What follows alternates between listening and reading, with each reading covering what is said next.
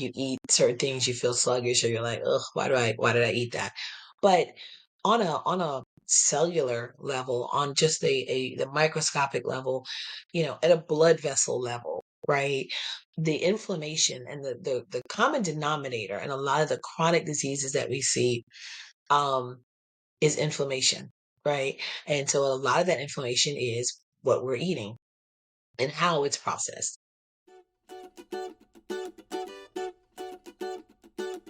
Welcome to Veggie Doctor Radio. I am your host, Dr. Yami, board certified pediatrician, certified lifestyle medicine physician, certified health and wellness coach, author, speaker, mother, wife, and human being. I passionately believe in the power of diet, habits, and mindset in sparking and sustaining well-being and joy in our lives. This podcast combines expert interviews and thoughtful monologues to explore plant-based nutrition, lifestyle medicine, parenting, mindset, and other exciting and fun topics. I hope that these episodes inspire you, uplift you, and equip you with the knowledge and tools to live your best life. Are you ready to get started? Let's do it. Dr. Monique May, the physician in the kitchen, is a board-certified family physician who enjoys helping busy households embrace healthy plant-based eating without impacting their hectic schedules. She is a vegan chef, and she is also a 2-time best-selling author. Her first cookbook, Doc Fix My Plate, The Physician in the Kitchen's Prescriptions for Your Healthy Meal Makeover, is now available. She's a native New Yorker, but she now lives in the Charlotte, North Carolina area.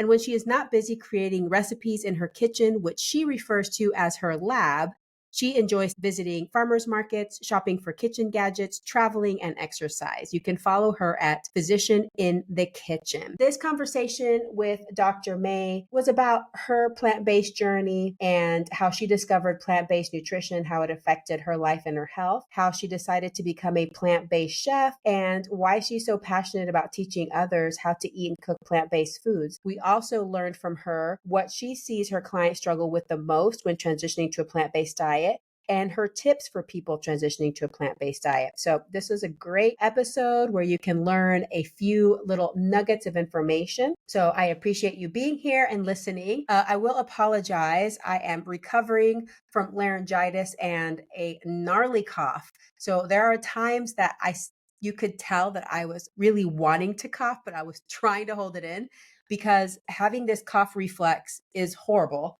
And I am on day 11 and almost better, but not quite. But the show must go on. So sometimes you're going to get me in this condition. Hopefully not very often because I rarely get sick. But this one was a doozy. I'm so glad that I'm not sick all the time. So thank you so much for being here and for listening to this episode. And I hope that you love it. Remember that the information on this podcast is for informational and educational purposes only. It is not meant to replace careful evaluation and treatment by a healthcare professional. So if you have concerns about you or your child's eating, nutrition, or growth, please consult a healthcare professional. Dr. Monique May, welcome to the show. Thank you so much for having me. Well, I'm super excited to get to know you and hear your story. So let's start out with how you discovered plant-based nutrition. How did you transition to a plant-based diet, and how has it affected your life and your health? Sure. Well, long story short, as a family practitioner with 20 years of clinical experience, of course, I saw all types of manifestations of chronic illness from high blood pressure to diabetes, heart disease, cancers, you name it. And of course, those issues affected my own family members. I lost my beloved grandmother at the age of 67 to complications from a stroke caused by obesity, smoking, high blood pressure. And I have some scary family history on both sides.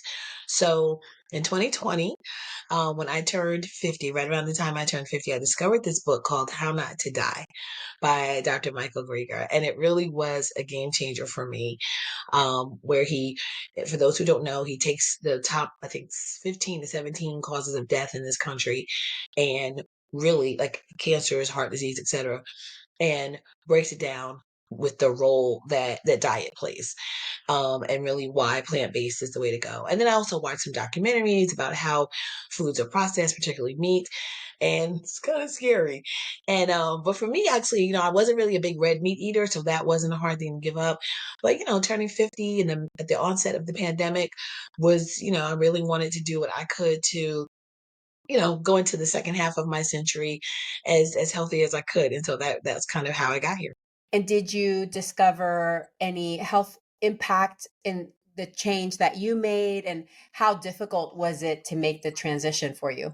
So I would say the probably the biggest impact I've seen so far is the effect on my cholesterol. Fortunately, I didn't have to take medication. My cholesterol was never high enough that it required medication, but so it was still all the numbers were still within normal range. But just since adapting the plant-based diet, those numbers have almost halved. It was just amazing to see the impact they've had. And I think, overall, I just feel better. I just, I had already kind of aged out of eating McDonald's, right? You get to a certain age, you're like, I can't eat that stuff anymore. So, you want to eat food that makes you feel good, doesn't make you feel guilty or sluggish or blah. And so I really can say that, my diet really does check those boxes. Um, and then as far as was it difficult? Um, Really, because I refer to my kitchen as my lab, and I also went right around the same time. I attended a vegan culinary school online, and the purpose of that was to be able to learn more about cooking with a plant-based pantry, plant-based kitchen, and so I like trying to figure out how I can substitute X for Y and what I can create. So no, it hasn't been really challenging for me because I enjoy it. I like to problem solve that kind of thing and just trying to play with different textures and flavors and so forth. So it's been that's been a really big fun part of the journey for me. That's amazing. And I'm glad you brought up the cholesterol issue because in the United States, our cutoff for cholesterol, for total cholesterol in adults, is just that it should be under 200. But I think it's about 25% of people that are experiencing heart attacks with a quote normal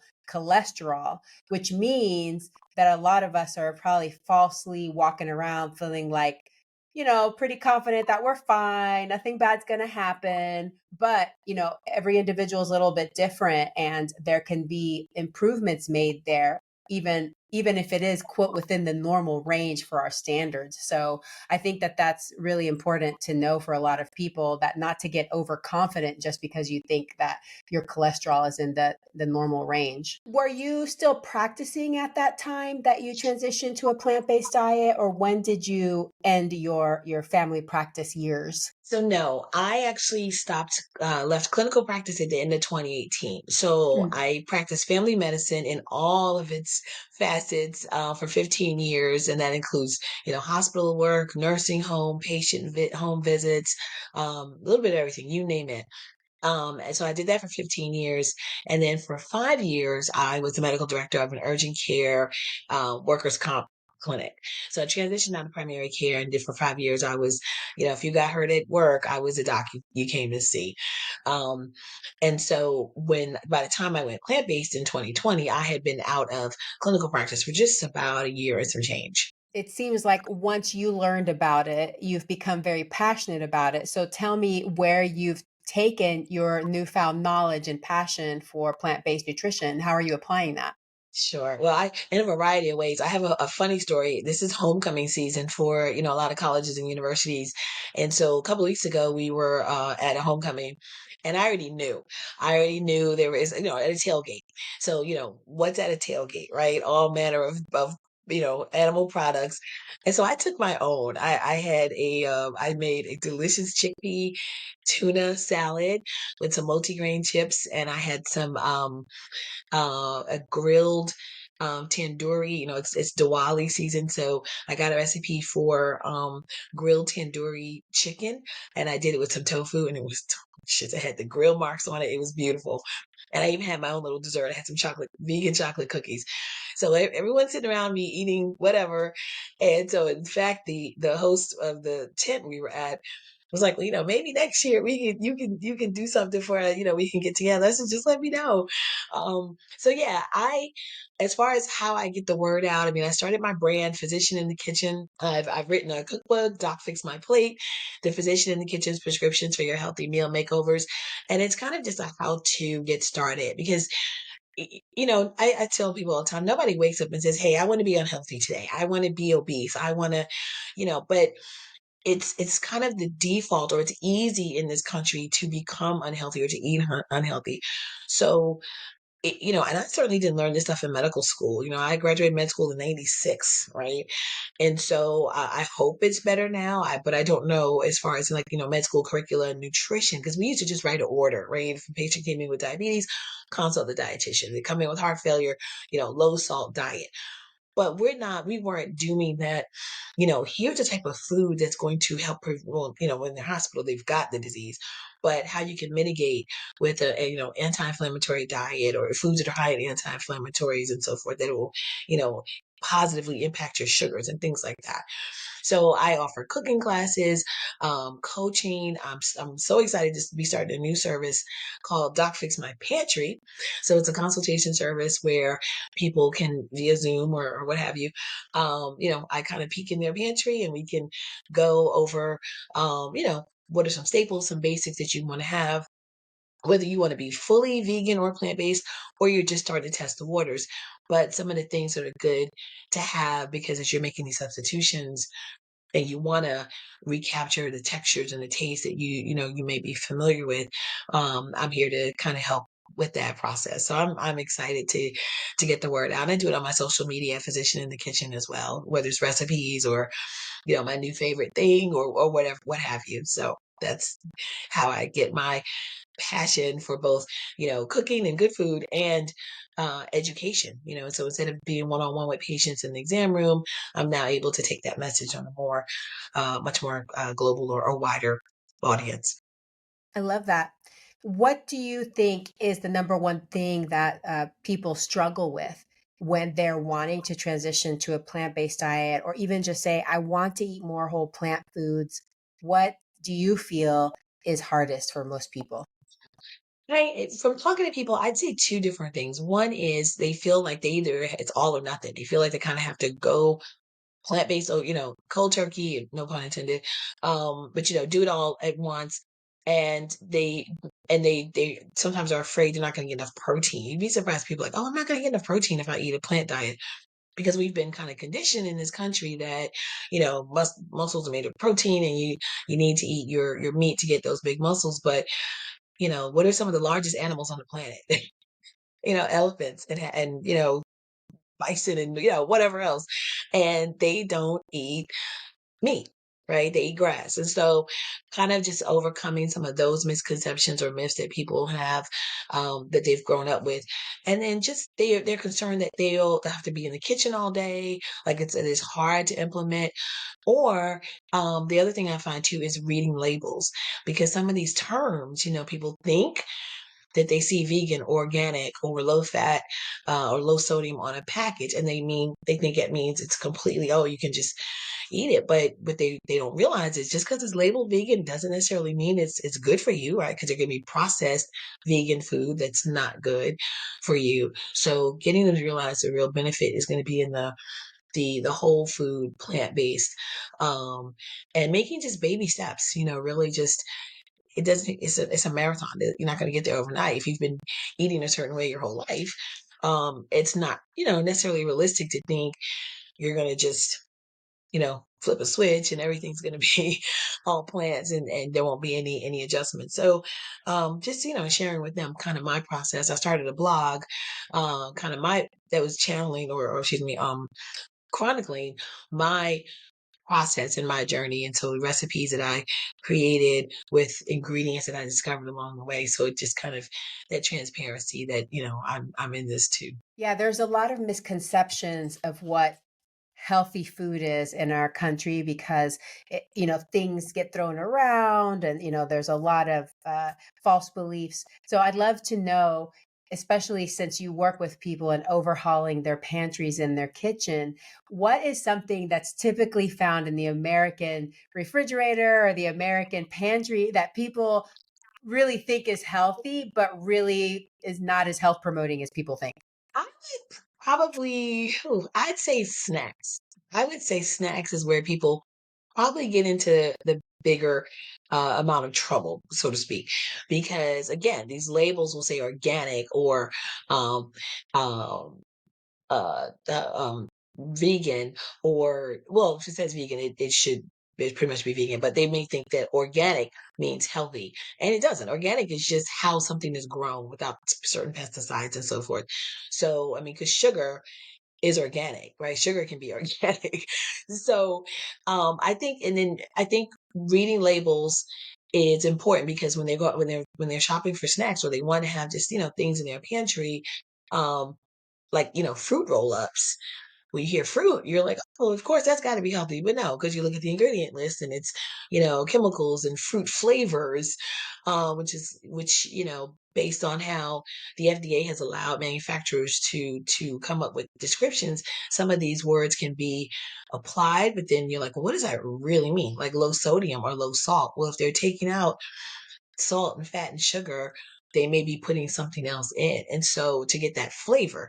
So I would say probably choosing healthy, unprocessed snacks, I think would probably be one of the best places to start with as far as kind of overhauling someone's pantry. Yeah, as a pediatrician, I will say that snack foods in the United States is classified as its own food category, which includes the number one snack food in children, which is goldfish crackers. So, one thing that I tell parents is snacks don't have to be a separate food category. In fact, most of the time when kids are asking for snacks, what they're asking for is ultra processed foods that are hyper palatable.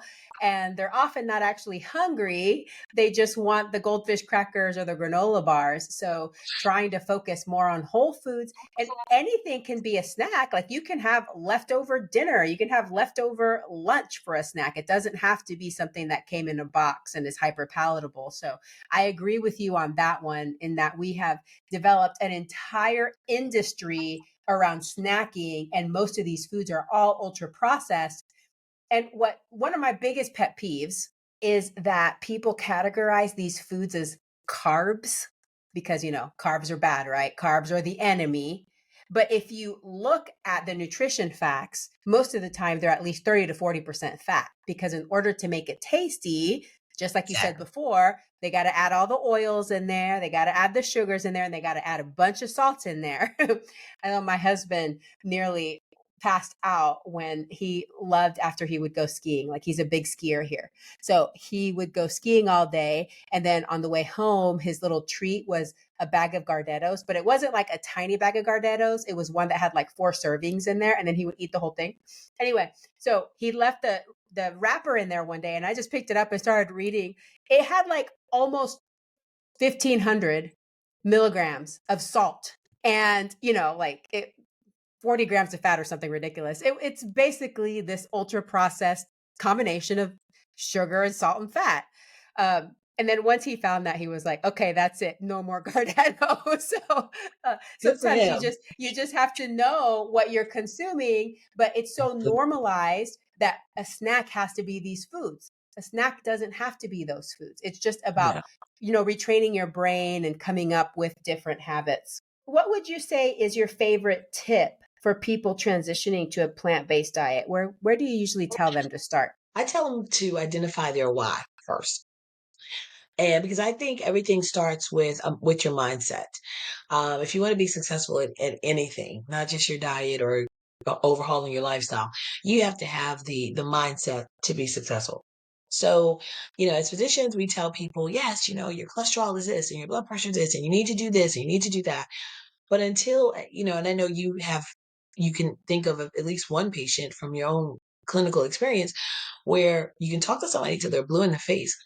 But until they connect or they identify why it's important, what you're saying, and more so in adults, maybe not as much with kids, but once they identify why this what we're saying is important to them, then they're more likely to be successful. Because, they'll otherwise be like, yeah, I went to the doctor today. She was fussing at me again about blah, blah, blah.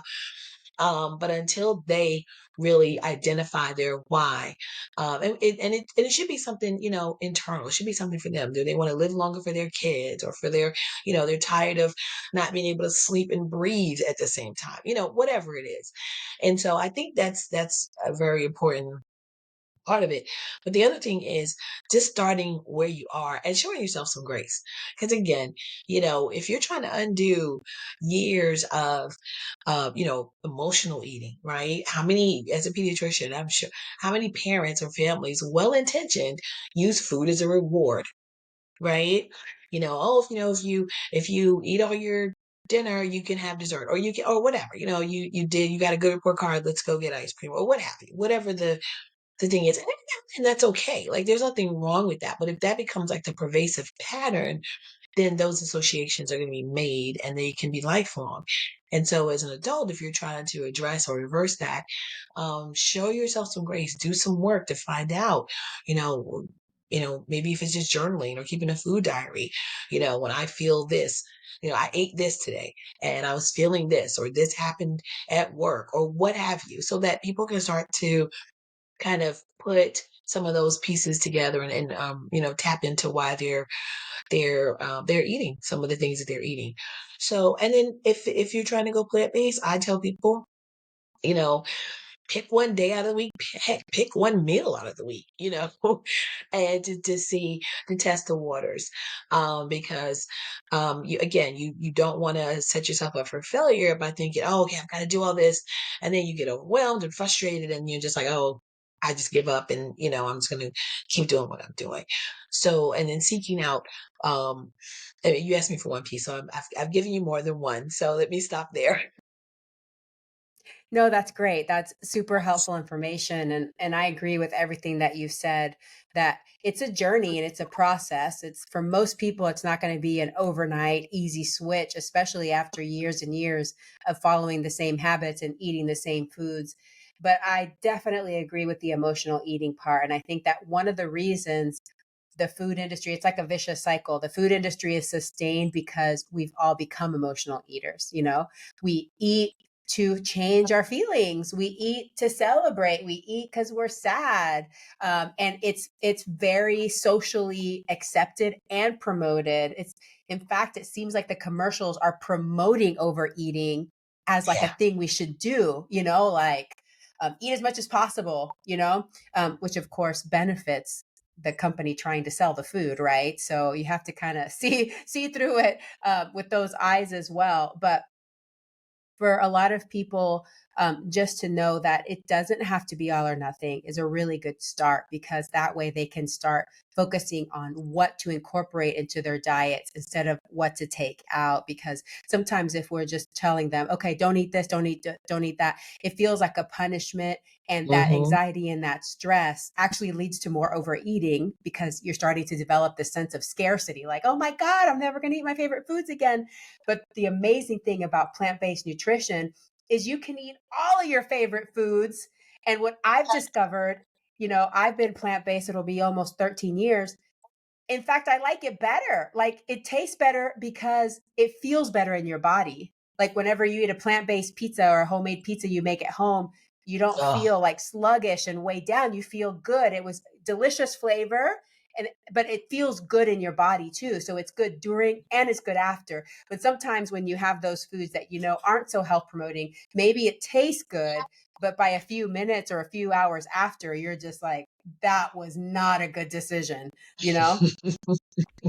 Right. Right. Especially the older you get. I think that's very true.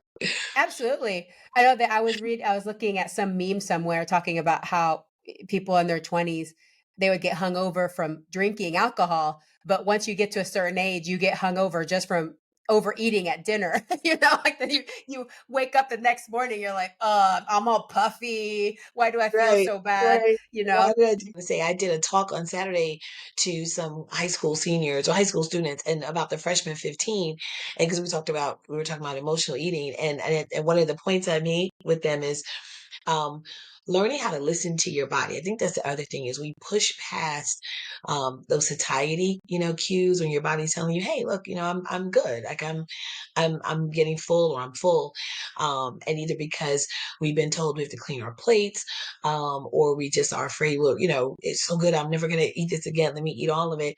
Or eating too large portions, whatever it is, we tend to, or sometimes we can kind of blow past those, red flashing, so danger or slow down, and then that can lead to overeating as well. And then you lose that sensitivity of that mind body connection, which is, okay, I'm good. I don't need to eat anymore. I'm satisfied. So I just wanted to throw that in there as well.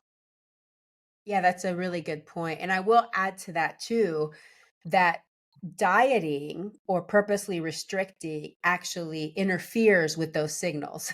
So sometimes it can actually make hyper palatable food even more interesting and increase our dopamine response to seeing and consuming those foods. And so that's why it's helpful to tune in instead to your body, choose foods that are health promoting and eat to satisfaction rather than purposely trying to restrict your calories, because that approach can really mess with your mind and the way that you are processing food to your mind. So Mhm. but what I wanted to ask you is your decision to become a plant-based chef. How did you go about that? And in what ways do you think that it's helped you? Like, were there things from your training that really opened your eyes about certain methods of cooking? Like, was there anything that surprised you or really changed the way that you cooked in that course? Yeah, well, the way I found out about the plant-based program was actually through a friend of mine who is a chef herself, and she has wanted to. She was at the time was becoming more plant-based, and she's like, oh, and she lives in I'm in North Carolina, she's in Florida. She's like, I found this online program. Let's do this, and I was like, okay, that sounds good. Well, unfortunately, she was diagnosed with breast cancer um before she could start. So thank God, she's doing well now. But I went ahead and took the program, and I'm so glad I did because I learned just I cooked with ingredients I had never used before. And I learned, like aquafaba. Like for years, I've been pouring aquafaba down the drain. For those who don't know, aquafaba is that liquid that's in your can of beans, particularly chickpeas, when you open a can of chickpeas. Um, that liquid is called aquafaba, and it's like liquid gold. Like you can do so much with it, right? I've made meringue with it. Like you whip it long enough, and it becomes meringue, like what you use for a lemon meringue pie. And so, just learning different things, making my own seitan. Like, because I remember thinking like, I'm never making seitan. That just looks too hard, I'll just buy it. It is the easiest thing. It really is pretty easy to make. And so, it takes a little bit of preparation, but so does, cooking a turkey for, defrosting a turkey and cooking it for, what is it, 30 minutes per pound or whatever the math is. So, if to me, it was just eye opening and fun, learning how to bake a cake without eggs and just all of that kind of stuff. So yeah, and in my book, I actually have some recipes from my mother, passed down from my mother and grandmother that I veganized. And last Thanksgiving, I actually made my mom's dressing. Of course, it has turkey and eggs and, well, not eggs, just turkey and other, non-plant based ingredients in it. And I completely veganized it and I made it. I gave it to my mom and she took a bite and she said, this tastes like Thanksgiving, and it was 100% plant based. So, just things like that have just been, I'm looking forward to that. I'm going to take my own little plate of food over there because, my family is not plant based, but that's okay. They eat some things. If they know if I'm making it, it's going to be plant based. So I don't even tell them till afterwards when the plate is clean. Like, yeah, that wasn't me, right? So, they get it by default. I love it. Yeah. So right now we're recording this on Thanksgiving week. So Thanksgiving is just a few days away. And I have planned 13 recipes to make because I go nuts for Thanksgiving and then I overdo it. Then I get burned out until next Thanksgiving. but it's okay. So for Christmas, all I can do is make cinnamon rolls. I can't make any more meals than that. But I love how you brought up aquafaba.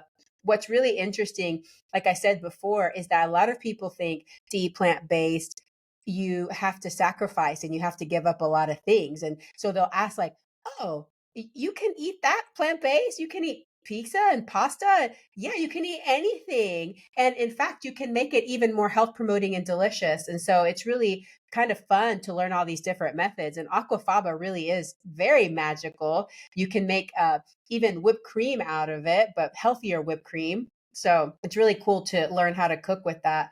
And I've also learned how to make seitan. Unfortunately, I'm sensitive to wheat, but it was the best texture of seitan I ever had when I made it myself, for sure. Well, I would love to know, what do you wish more people knew? I wish more people knew how food truly impacts their bodies. I think, like we talked earlier, if you eat certain things, you feel sluggish, or you're like, ugh, why did I eat that?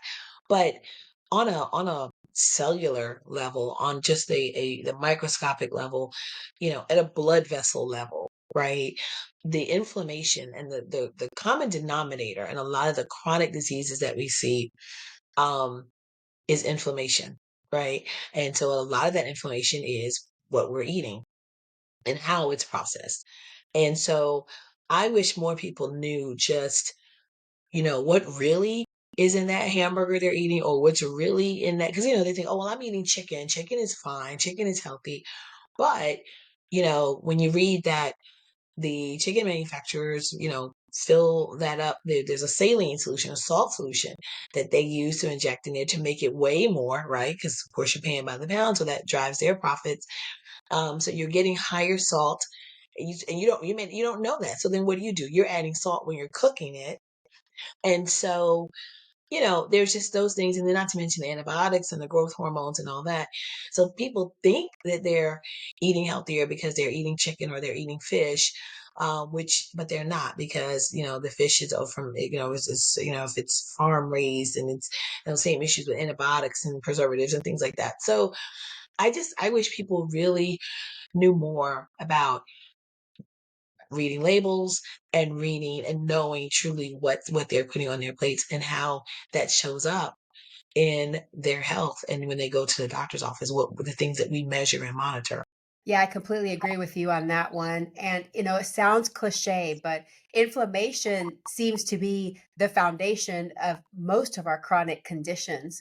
And I wish a lot more people understood that, because it's very unknown what the power of food is. It's so powerful that you change to a whole food plant-based diet, you have to get off diabetes meds, because the diet is so powerful that your blood sugars start plummeting and dropping, and it can be dangerous. And so, for people that are on diabetes drugs, they have to be monitored closely. That's how powerful the diet can be. But it can apply to even these things that people don't really associate. We're getting so many autoimmune diseases now. I mean, I feel like all the advertisements on TV are for meds for autoimmune diseases, which means what?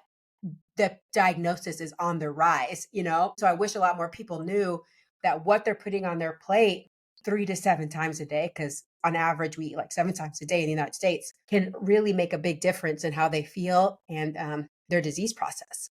Definitely. All right, Dr. Monique May, tell me about the products and services you offer and how we can connect with you. Yes. So you can, first of all, social media, I'm everywhere, even on TikTok at Physician in the Kitchen. So that's PHYSICIANNIN, the kitchen. But my new pantry consultation service is, you can find that at Doc Fix My Pantry. So DOC fixmypantry.com. My book, Doc Fix My Plate, is at docfixmyplatebook.com. And then you can always just email at info@physicianinthekitchen.net, for other speaking engagements and things like that. But I'm just excited to be able to get the word out there. I have cooking classes as well, and that can be found at cookingwithdrmonique.com. So That lots of sounds different great. options there for you. So the pantry evaluations are one on one. Correct. And then your cooking classes are more like group cooking classes, or are those also So they can individual? be group, but they can also be one-on-one, and those can be like a on-demand kind of thing or live, where we just get in the kitchen together via Zoom. So a couple of different options, if you want to just be able to watch it, go back and watch it in your own time, that's an option as well. But I prefer the live because that way I can address and, the questions that people have inevitably, invariably there are questions. So I like the live kind of interaction, but no, there can be, I've done group classes and the one-on-one as well. Great.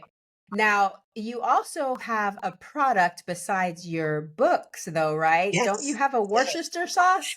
I do, and I had the bottle here, but yes, vegan Worcestershire sauce. This has been a labor of love, and so pop quiz. For those listening, why is Worcestershire sauce or W sauce? That's how I'm branding it because most people don't like to say Worcestershire. Um, but why is Worcestershire sauce not vegan? So I know right? Mm. So for your listeners, it's not vegan because it has anchovies in it. And so, honestly, when people ask me why did how did why was this even in your brain? And I used to do this show. We did this segment called Vegan or Nah, and I started with just some condiments in my refrigerator, and one of them was Worcestershire sauce. And so I looked at the label and the ingredients of a leading brand, and I took a picture of it, and went home to my kitchen and which I call my lab, as I mentioned earlier, and I literally whipped up my own recipe using miso, which is a soy product, instead of the anchovies. So my product is lower in sodium and lower in sugar than the leading brands, and also even for people who are not vegan but have seafood or fish sensitivities, like if you ever have known anyone to react or itch when they eat Caesar salads. Same thing. Anchovies are in Caesar salad dressing. So this is a good product, for them as well. So, and it's delicious. It's savory, it's sweet, it's tangy, and it's a nice condiment to. I tell people it's the best condiment that you're not using, the best sauce you're not using, but you need to be. So Well, and it's a part of a lot of different recipes and different yeah, salad dressings you can make. So it's a really nice condiment to have in your kitchen. Well, that's really exactly. creative and that's really cool that you thought to do that. So kudos Thank on you. that. That's at veganwsauce.com if to order a Okay. bottle of that. Okay, perfect. I know that you sometimes will go to shows and things, probably just in your local area to promote it as well, right? To sell it in person. Starting to get to that because it's a process. And so, because it's an acidified product, there's certain things I have to, safety wise. So worked out all those kinks. And so, yeah, getting it out there and sampling and so forth is the next step. Awesome. Well, Dr. Monique May, thank you so much for everything that you're doing. I'm really grateful for you and how you're spreading the message of plant based nutrition for everybody around you and helping them cook delicious foods. So, thank you so much for all that you do. Thank you for being on the show today. And I hope that you have a very plantastic day. Thank you. And thank you for your work as well.